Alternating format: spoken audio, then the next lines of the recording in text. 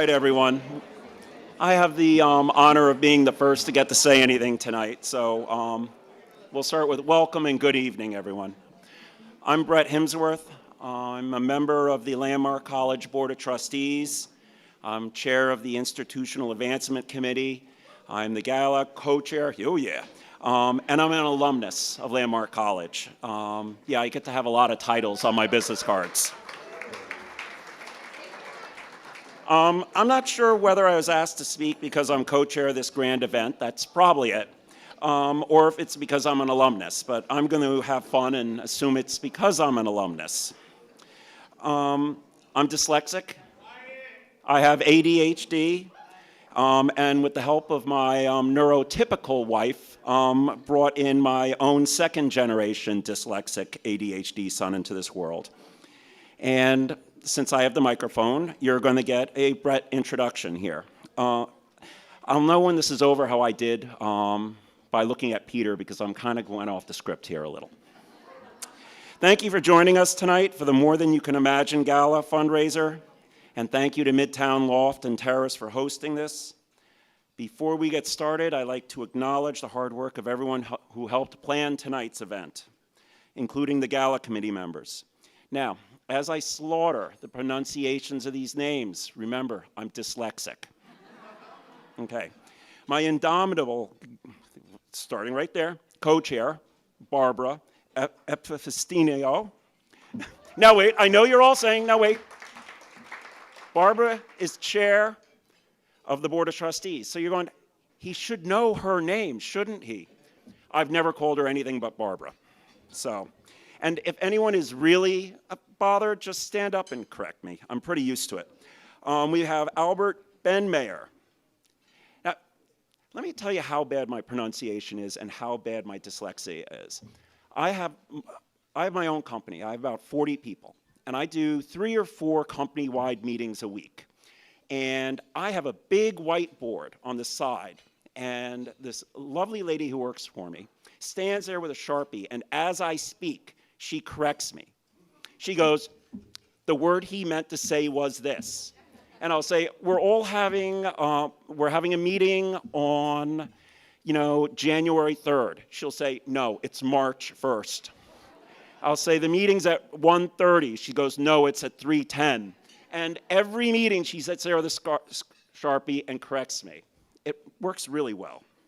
I want to thank Cindy Berger, Lisa Brummer,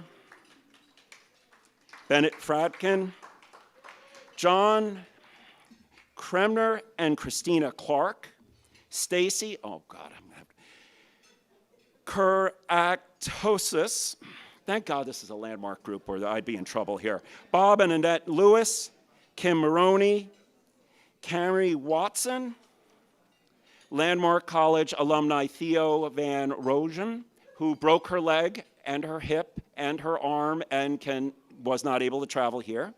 Host Committee Chair Amory Donahue and Auction Committee Chair Anna Maria Meledo.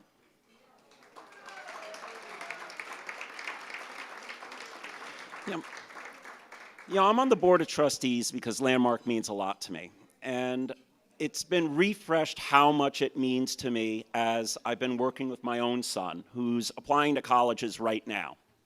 So I want to summarize the discrimination neurodiverse students go through in the world and how special Landmark is. My son, who has dyslexia and ADHD, has a 3.9 GPA and a 34 out of 36 ACT scores. Now, hold on. Now that is due to my wife, who basically quit her job to work full-time raising him. Okay, kindergarten. In writing, we were told he was mentally deficient. We applied to a service academy. I don't know who knows what that is. That's like West Point or Naval Academy. He got in academically. He passed the physical. He even got the congressional nomination and was a recruited athlete. When they found out he was dyslexic, they said they withdrew his acceptance.